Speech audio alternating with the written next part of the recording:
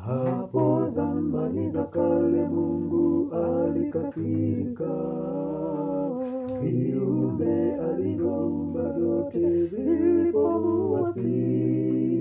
Ndipo Mungu akamwambia mtumishi wake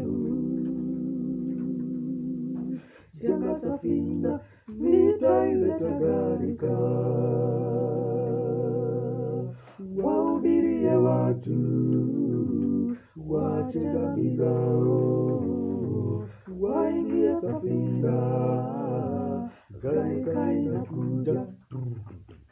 Wahubirie watu waache dhambi zao, waingie safina, gharika inakuja.